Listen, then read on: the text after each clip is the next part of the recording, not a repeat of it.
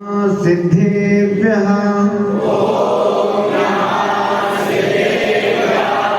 ॐ नमः सिद्धेभ्यः ॐ नमः सिद्धेभ्यः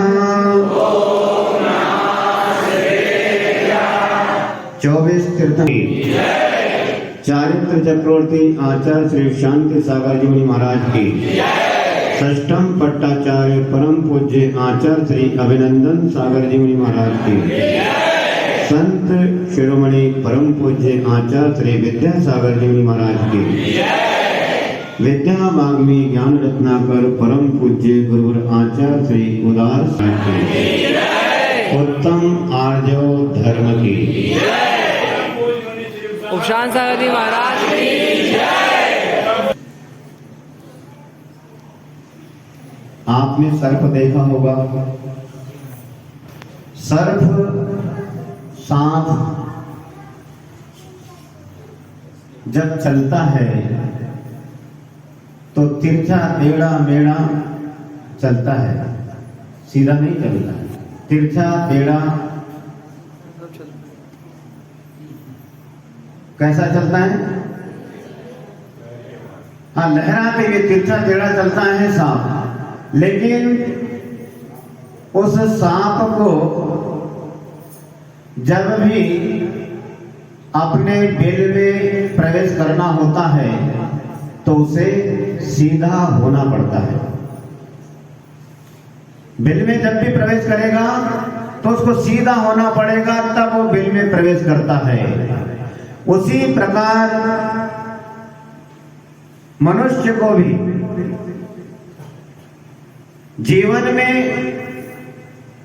कितनी भी तिरछी टेढ़ी चाल चले, लेकिन जब उसे अपनी आत्मरूपी इस कुटिया में, आत्मरूपी घर में जब भी, या धर्म रूपी घर में उसे जब भी प्रवेश करना होगा तो उसको भी उस सांप की तरह सीधा होना पड़ेगा।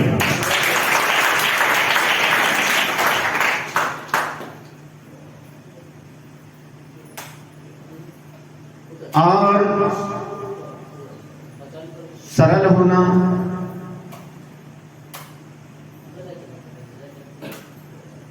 स्वभाव में सीधापन होना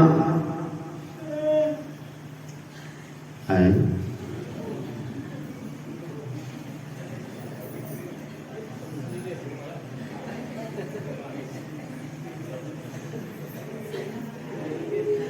आज का यह आर्जव धर्म ऐसे ही प्रकट नहीं होता है। जहां सरलता होती है, जहां सीधापन है, वहां पर यह प्रकट होता है। ऋजोर भावम आर्जवम कहा भी है, ऋजोर भावम आर्जवम, ऋजुता का जो भाव है वही आर्जव धर्म है। ऋजु वृत्ति को ही आर्जव कहते हैं। सरलता और अवक्रता इसका आशय है कि हमारे जीवन में सरलता आनी चाहिए। जो वक्रता है, जो तिरछा टेढ़ापन है, वह दूर करके, उसे दूर करके हमारे अंदर में अवक्रता आ जाए तो आर्जव धर्म प्रकट हो जाता है। और आज उत्तम आर्जव धर्म है। कौन सा है? उत्तम आर्जव धर्म है। और ऐसा नहीं है कि आज ही है, आज तो हमें वह याद दिलाता है कि बरसों बरसों से तुम क्या करते आए हो। आज तुम क्या करते आए हो? तिरछी टेढ़ी चाल चलना, कुटिल व्यवहार करना। और छत्र चूड़ामणि ग्रंथ में आचार्य वादिराज मुनिराज कहते हैं कि संसार में रहे और कहे कि मैंने मायाचारी छोड़ दी है। तो आचार्य श्री वादिराज मुनिराज कहते हैं कि ऐसा कथन भी एक मायाचारी की कोटि में आता है। इसीलिए कहते हैं कि संसार में या संसार का परिभ्रमण यदि बढ़ता है तो हमारी मायाचारी के कारण बढ़ता है। जो मायाचारी करता है वह अपने लिए संसार को बढ़ाता है। इसीलिए जितना भी हो सके इस मायाचारी से हमें बचना चाहिए। और जो मायाचारी से नहीं बचना चाहेगा, मायाचारी करेगा, तो उसका संसार परिभ्रमण कभी कम नहीं हो सकता है। और अपने अंदर में कुटिलता बनी रहे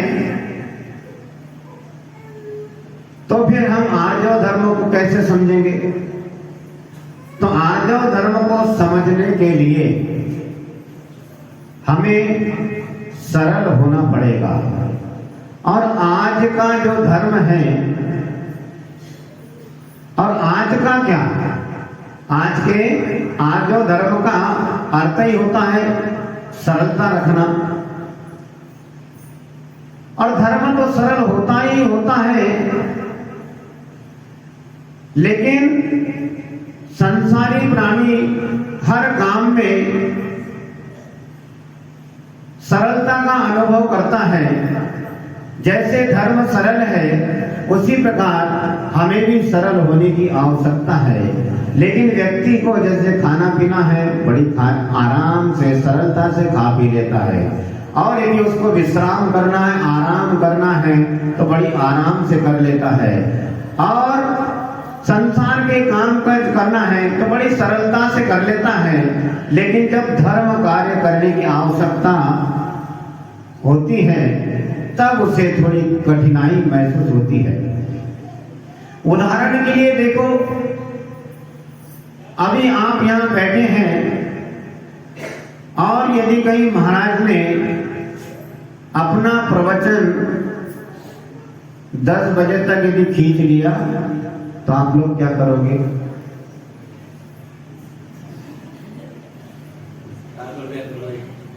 आकुल व्याकुल हो जाते हैं। धर्म स्थान में बैठा है और यहाँ थोड़ा भी यदि समय ज्यादा हो जाए तो आकुल व्याकुल हो जाता है, मन की सरलता गायब हो जाती है। बैठने का क्रम काहे हो, मकान हो, व्यापार में बात है। घंटों बैठा रहता है वहां आदमी, वहां पर उसे किसी प्रकार की कोई आकुलता नहीं होती है। लेकिन धर्म कार्य में, पूजन करने में, महाराज देने में उसे थोड़ी कठिन महसूस होती है। लेकिन बताओ तो हमें कठिनाई का अनुभव नहीं करना चाहिए, सरलता का अनुभव करना चाहिए। इस धर्म पर कोई सरल है तो उसका नाम है जिन धर्म। क्या है? धर्म है सबसे सरल, अन्य कोई दूसरी वस्तु दुनिया में नहीं है। इसलिए कहते धर्म बहुत सरल है। हमारी दृष्टि जो है, जब ये दृष्टि मिथ्या होती है तो हमें धर्म करना कठिन लगता है और संसार के काम काज करना बड़ा सरल लगता है। और हमारी बुद्धि यदि समीचीन हो जाए तो फिर हमें धर्म करना बहुत सरल है और संसार के काम कठिन लगते हैं। तो हमारे अंदर सरलता, अवक्रता, ऐसे गुण आना चाहिए। और बहुत से ऐसे लोग होते हैं बहुत सरल, उनको किसी से कोई लेना देना नहीं, भगवान की पूजा पाठ करना, नीति से अपना व्यापार करना, ऐसे भी अधिकांश लोग होते हैं। लेकिन इस संसार में ज्यादा संख्या उनकी है, वो थोड़ी थोड़ी बात पर अपने विचारों में कुटिलता लाते हैं, तिरछापन टेढ़ापन आ जाता है, और कभी कभी तो अनायास ही आदमी सोचता कुछ है, बोलता कुछ है और करता कुछ है। एक बार एक दृष्टांत पढ़ा, क्या सही है क्या गलत है इससे हमें ज्यादा मतलब नहीं, लेकिन उससे थोड़ी कुछ शिक्षा समझ में आती है, शिक्षा मिलती है, तो ऐसी चीज हमें जरूर सुनना चाहिए। ब्रह्मा जी को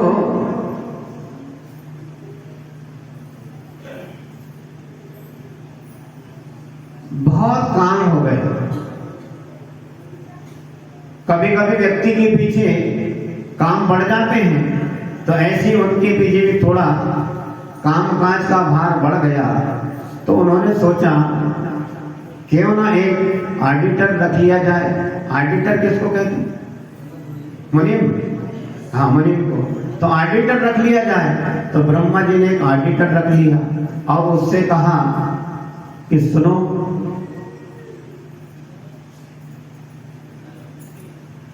मैं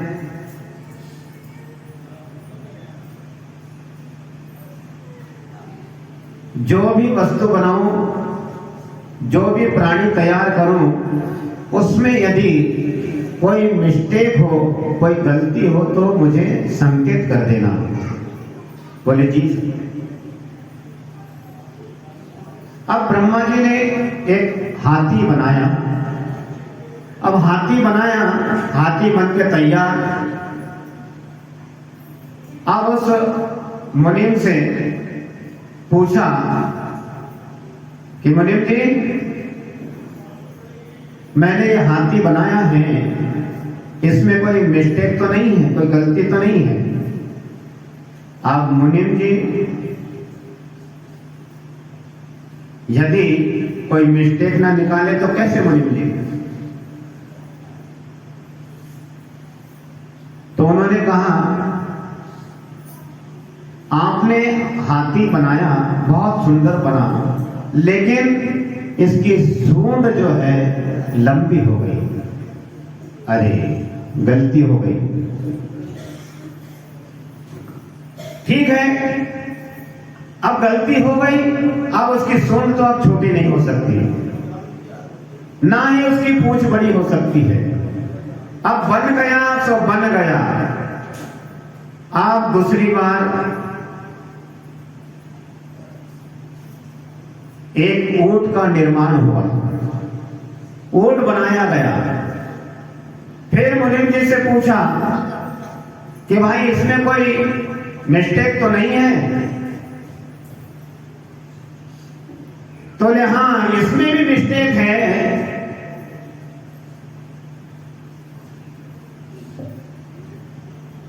थोड़ा मिस्टेक है।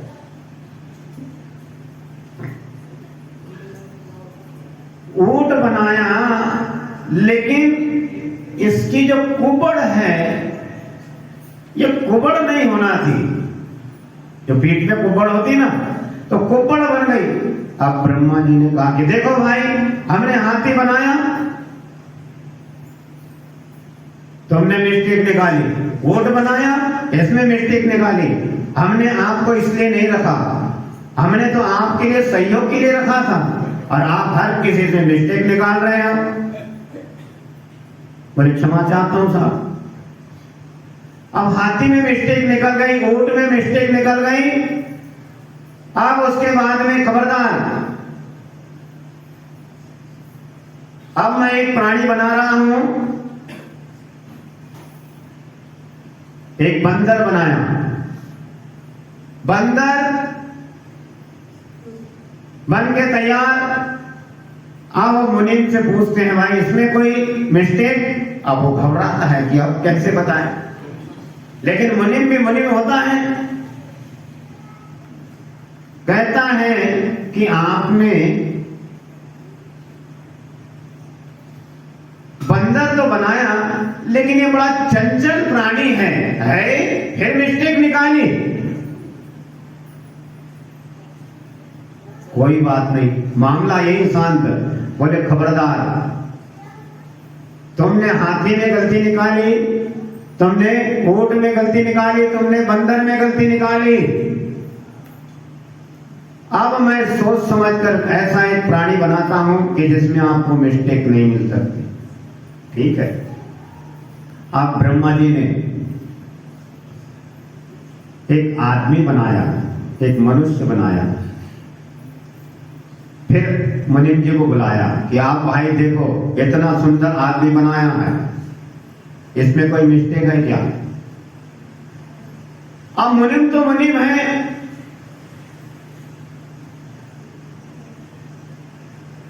अब इसमें मिस्टेक बताओ। तो आपने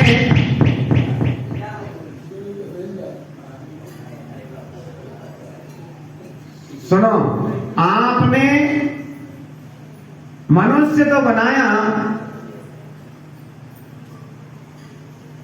बहुत अच्छा बनाया, देखने में बहुत अच्छा है, सुंदर है, सब कुछ है, रंग रूप में अच्छा है, हट्टा कट्टा, बहुत सुंदर मनुष्य बनाया।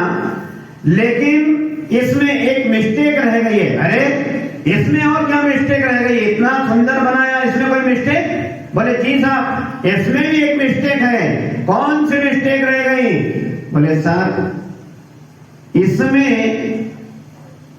एक मिस्टेक रह गई है, इसके एक हृदय में खिड़की बनाना आप भूल गए, इसके दिल में आप एक खिड़की बनाना भूल गए। बोले क्यों? बोले एक आप खिड़की बना लेते हैं, इसके हृदय में, इसके दिल में एक खिड़की बना लेते हैं तो पता चल जाता कि आदमी क्या सोच रहा है, क्या बोल रहा है और क्या कर रहा है। आदमी सोचता कुछ है, बोलता कुछ है और करता कुछ है। इसीलिए उसने कहा कि इसके हृदय में खिड़की बनाना आप भूल गए। अब आदमी बन गया आप मिस्टेक हो गई, अब वो मिस्टेक चले आ रही है, अब वो गलती हो गई। अब हाथी की सूंड भी छोटी नहीं हो सकती, अब ऊंट का गोबर भी नहीं हट सकता, बंदर चंचल है। आदमी के अंदर हृदय में खिड़की बनाना भूल गए, अब मिस्टेक हो गई। अब मिस्टेक हो गई तो अब आदमी बाहर क्या दिखता है, अंदर क्या करता है, या कोई जान पाता है? नहीं। इसीलिए आचार्य भगवंत कार्तिकेय अनुप्रेक्षा में कहते हैं कि जो चिंतई वक्कम न गुणदि वक्कम न जंपदे वक्कम न गोवदे दोषम अजब धम्मो धवे तस्। आदमी मन से कुछ, वचन से कुछ और शरीर से कुछ क्रिया करते रहता है, इसीलिए उसके अंदर में सरलता नहीं आ पाती है।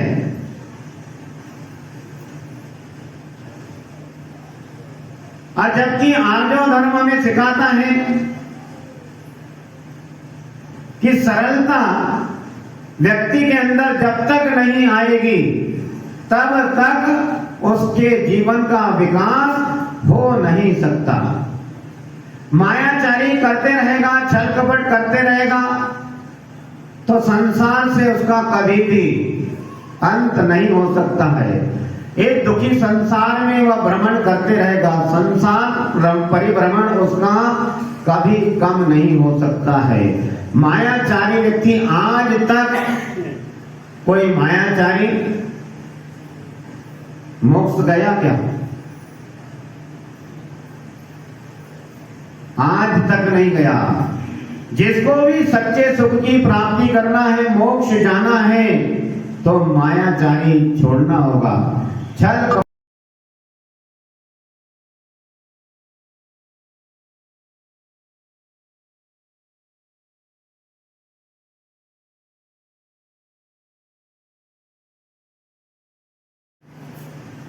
बंद करना होगा। धोखा देना, मायाचारी करना, ये सब आर्यो धर्म के विपरीत है। और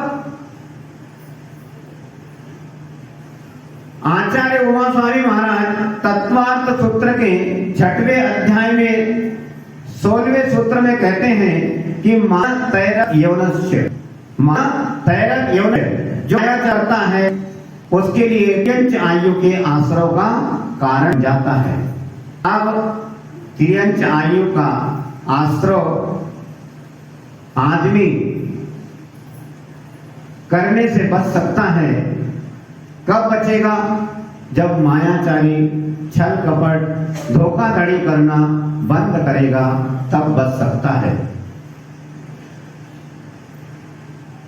छल कपट,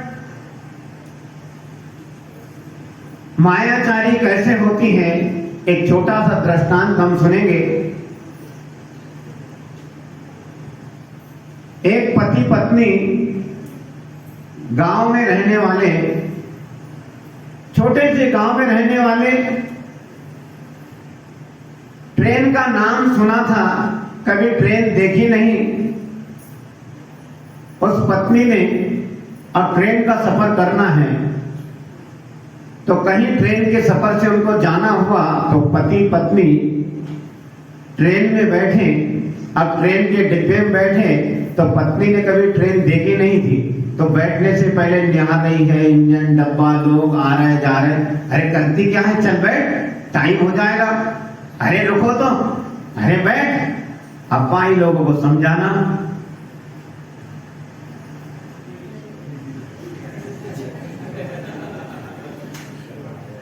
भैया कर दे, सही बात है माता, बहुत कठिन होता है। अब वो भाई को समझा रहे, अब वो कभी तो रेलवे स्टेशन नहीं देखा, ट्रेन नहीं देखी, तो ट्रेन देखने में लगी, इंजन, डब्बा सब देखे। अब जब ट्रेन में बिठाया, तो ट्रेन में बिठाया तो उसकी नजर एक चैन लटकी, उसमें लकड़ी का गुटका लगा है। वो अपने पति से पूछती है, सुन्नू के पापा ये क्या लटक रहा है? बोले चुप। अरे बताओ ना चुन्नू के पापा। अरे चुप हो जा, क्या बात करते? इतने लोग बैठे हैं, गांव के लोग बड़े समझदार होते हैं, कभी पति का नाम नहीं लेंगे। जैसे पत्नी का नाम संध्या हो और अपने बड़े बेटे का नाम राजेंद्र हो, तो क्या कहता है, ए राजेंद्र इधर आ। कितना सम्मान, पत्नी का नाम पति नहीं लेता। और पत्नी कैसे ले, तो भी कहती है, सुनो के पापा, सुनो तो क्या लटक रहा है। अरे जो अब उसको बार बार चुप कर रहे, मान ही नहीं, तुम बताओ ये क्या है, मैं पहली बार ट्रेन में बैठी हूँ। अरे चिल्ला मत, इतने लोग बैठे हैं ट्रेन में। अब कोई ऊपर बर्थ पे सो रहा है, कोई नीचे बैठे हैं, ट्रेन है तो सब बैठे हैं। आप उसका मन मान ही नहीं रहा, तो क्या कहता है, भाई वो जंजीर है। तो क्या होता है जंजीर? बोले जंजीर को खींचने से ट्रेन रुक जाती है। ट्रेन रुक जाती है, उसको बड़ी प्रसन्नता हुई। चलती ट्रेन यदि मैं रोक दूं तो क्या बात है, ट्रेन में बैठना मेरा सार्थक हो जाएगा।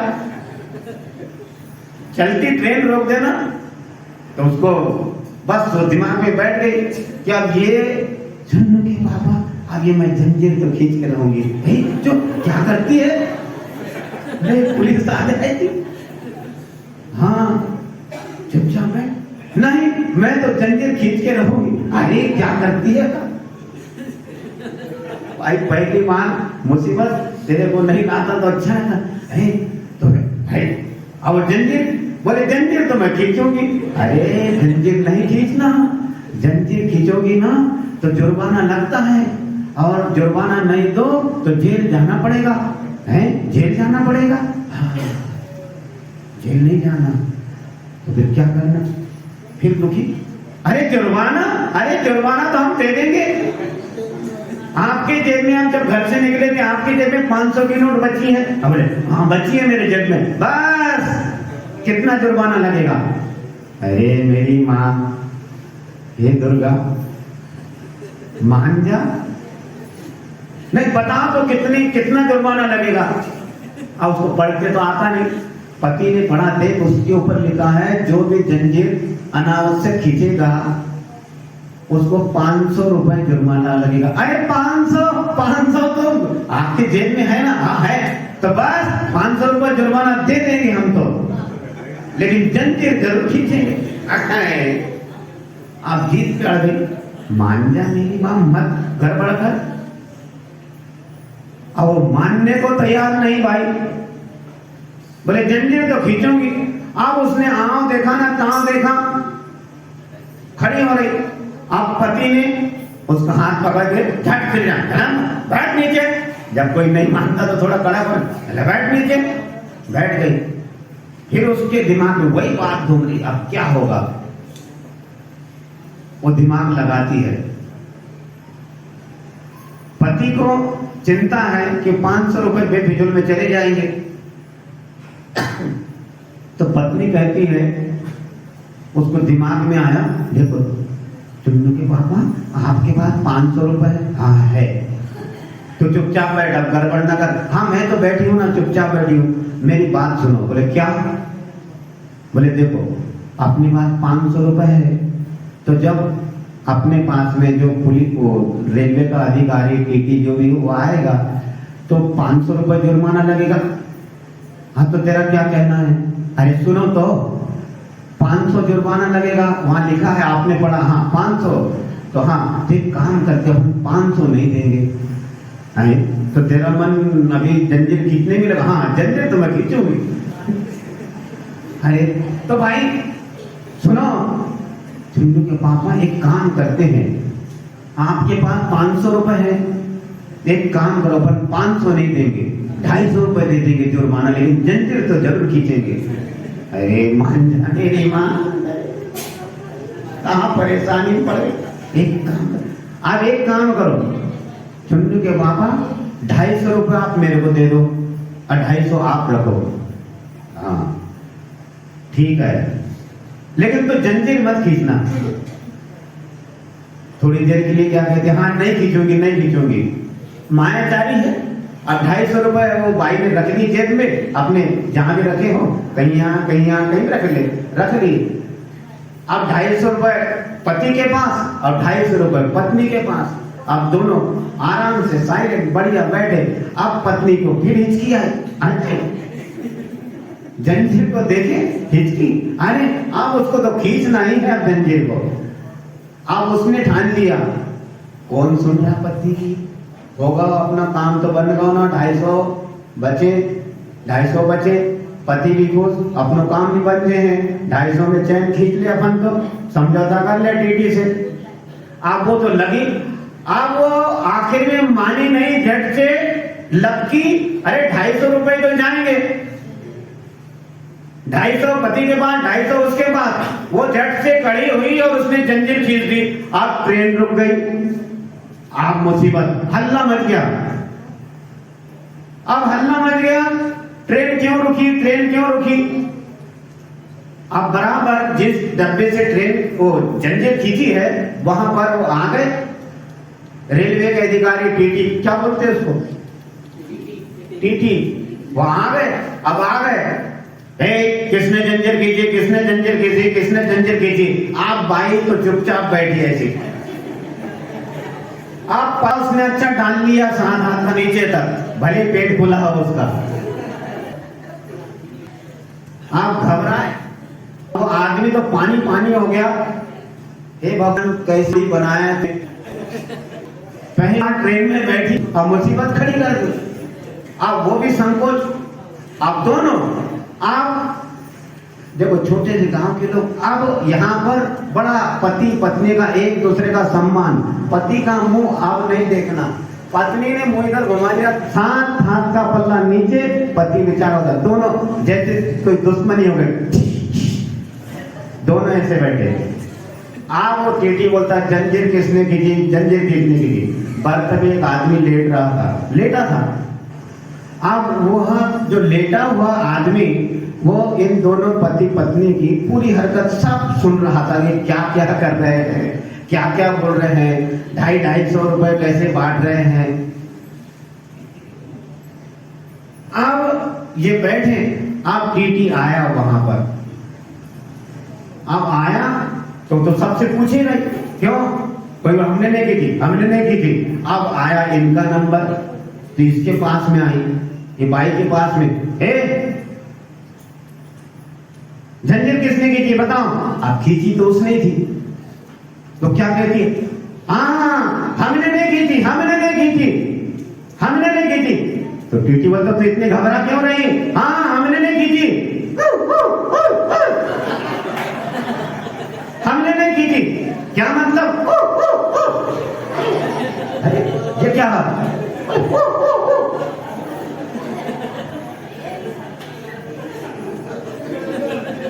अरे आप देखो इन सब एकटर साहब, हम कुछ नहीं जानते। जंजीर तो वो ऊपर जो लेटा है ना, उस आदमी ने खींची है। अब वो थोड़ी देर के लिए घबरा है ऊपर वाला आदमी, लेकिन वो तुरंत समझ गया। टीटी ने उसको बोला, हे बैठो, तुमने जंजीर क्यों खींची? क्यों जंजीर तुमने की थी? बोले जी सर। बोले क्यों की थी तुमने जंजीर? वो उठ के बैठ,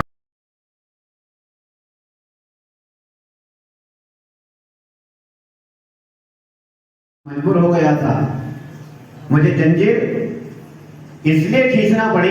कौन कह रहा है? जो ऊपर लेटा हुआ आदमी, जो इनका तमाशा देख रहा था। वो टीटी से कहता है कि साहब मैं मजबूर हो गया था, इसलिए मैंने जंजीर खींची है। इन दोनों ने, पति पत्नी ने मेरे 500 रुपए चुराए हैं और 250-250 रुपए बांट लिए हैं। इनकी चेकिंग की जाए, चेकिंग की छानबीन। अब टीटी ने बोला चलो, अब आगे जब सब टटोले, अब बाई की कैसे टटोलेंगे? तो वही कोई महिला बोले चेक करो इनको, चेक करो। तो महिला के पास भी 250 मिले, आदमी की बात भी 250 मिली, ऊपर वाले की बात सही हो गई। अब वो कहता है ऊपर बैठा वाला, और टीटी से कहता है, बोले सर आप किसी भी प्रकार कुछ भी करो, इनसे मेरे 500 रुपए दिला दो। अब उनकी छानबीन की, दोनों के पास 250-250 रुपए मिले, 250-250 मिला के 500 हुए। और ऊपर के बर्थ पे जो लेटा था आदमी, टीटी बता लीजिए साहब ये आपके 500 रुपए। बोलता थैंक यू सर, आपने तो 500 दिला दिए। आप नीचे बैठे पति पत्नी, आप सुपड़ मुकड़ कर रहे। अब वो ऊपर वाला बेचारा, उसके तो कोई चोरी हुई ना कुछ, फिर फोकट में 500 रुपए मिल गए, बढ़िया 500 लिया और चादर को ओढ़ के सो गया। तो भैया मायाचारी वाले ऐसा धोखा खाते हैं।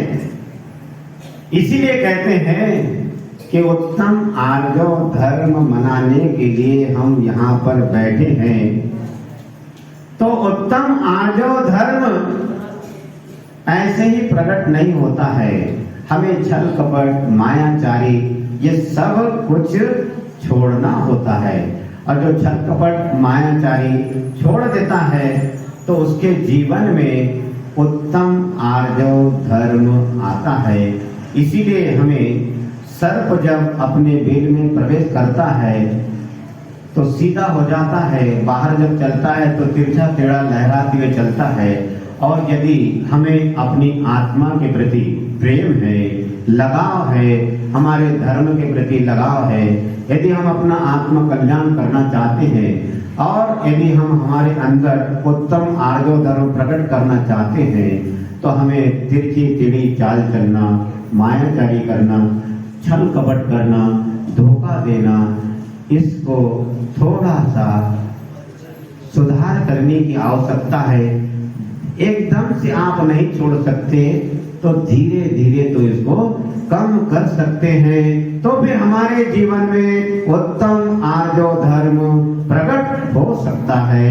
ऐसा उत्तम आर्यो धर्म सबके जीवन में प्रकट हो, इसी मंगल भावना के साथ परम पूज्य गुरुवर आचार्य श्री उदार सागर जी महाराज की शाह सागाजी मामला महाराज जी की